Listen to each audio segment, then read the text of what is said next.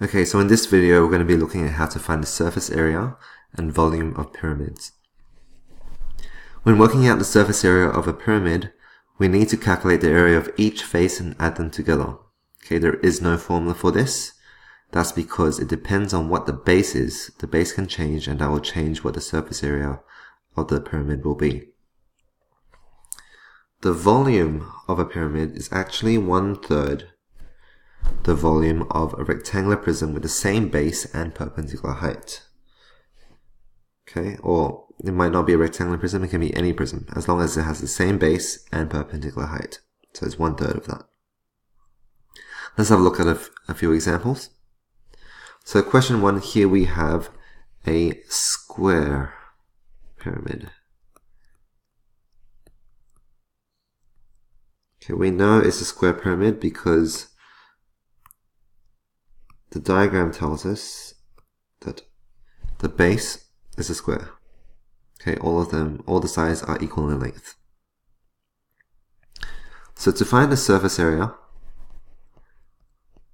we need the area of the base, which is a square. And because it's a square, all the triangles are the same size. So I'm going to do 4 times the area of a triangle. Okay, we can do that because they're the same size. So the formula for the area of a square is s squared. The formula for the area of a triangle is half base times height.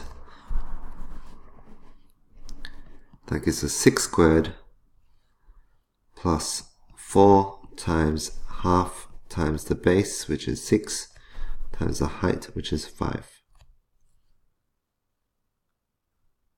That gives us an answer of 36 plus 4 times half times 6 times 5, 96 centimeters squared.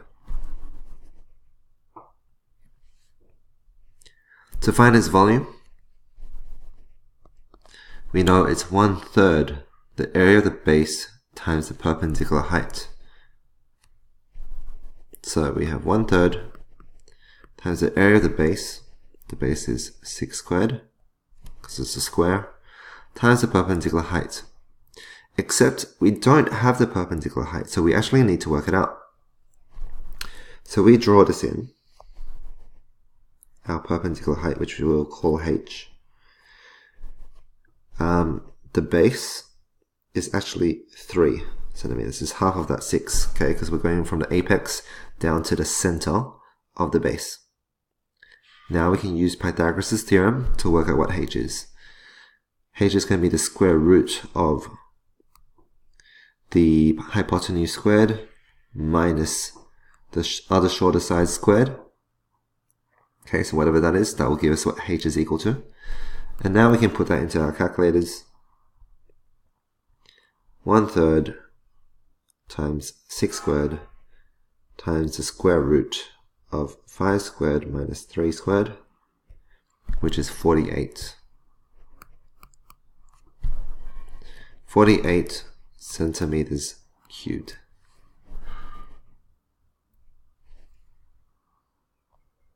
Okay, the second question. The second question is also a square pyramid. Okay, the diagram indicates that all sides of the base are the same length. Therefore, it's a square. So to find the surface area is going to equal to the area of the base, which is a triangle, plus the area of, plus 4 times the area of one triangle, because they are all the same size. So that gives us s squared plus 4 times half base times height.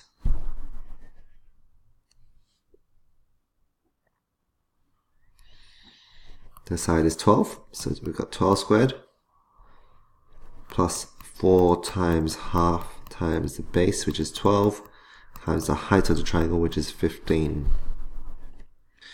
Let's put that in our calculators. 12 squared plus 4 times half times 12 times 15. 504 centimeters squared. The volume is equal to 1/3 of the area of the base times the perpendicular height. Okay, as you can see, we don't have the perpendicular height again, like the same question before. So we need to work that out using Pythagoras' theorem. So 1/3 times the area of the base, 12 squared, times the perpendicular height. Well, we know the height is the square root of the hypotenuse squared minus the shorter side squared. And we can put that in our calculator. 1/3 times 12 squared times the square root of 15 squared minus 6 squared. 659.89. 659.89 centimeters cubed.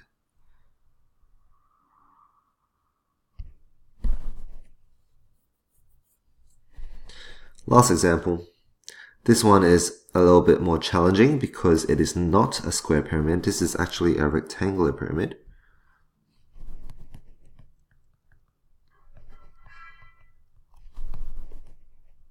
Because the base is a rectangle. So the surface area will be the area of the base, which is a rectangle, plus 2 times the area of a triangle,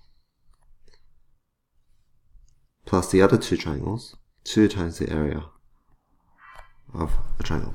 I had to write that because not all 4 triangles are the same size.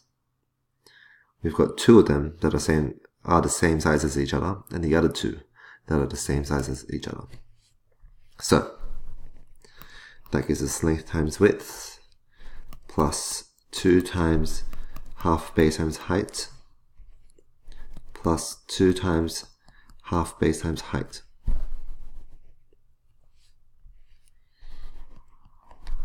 PQ is 16, QR is 10, plus 2 times half. Let's look at the front triangle first. Okay, so that means we need this height of the triangle. Okay. The base PQ is 16, but we need the height. So we know PQ, actually we know this bit down here, QR is 10, therefore this has to be 5. TC is 9. And the missing side is actually the hypotenuse of that right angle triangle. So its length is the square root of 9 squared plus 5 squared. Okay, the sum of the squares of the 2 shorter sides.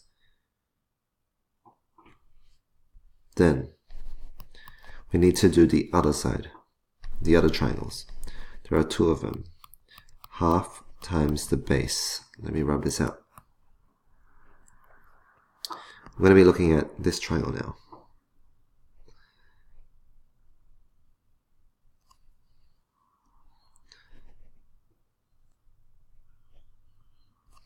Okay, we know TC is 9.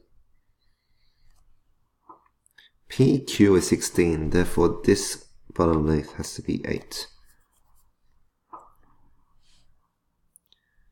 Okay, so the base of this triangle is QR, which is 10.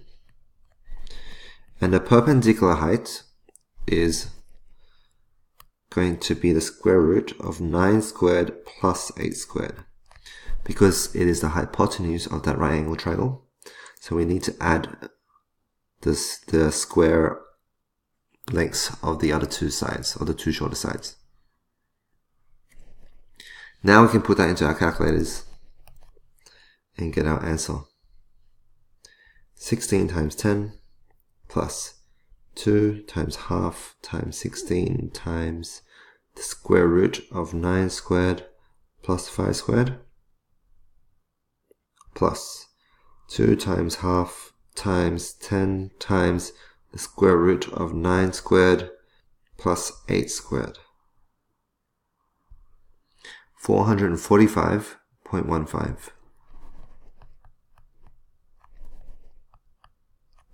centimeters squared.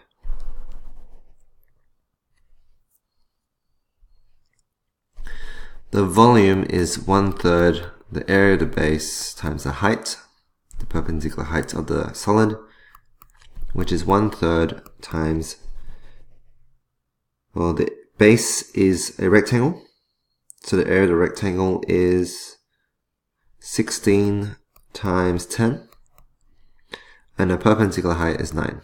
So this question is a lot easier to work out.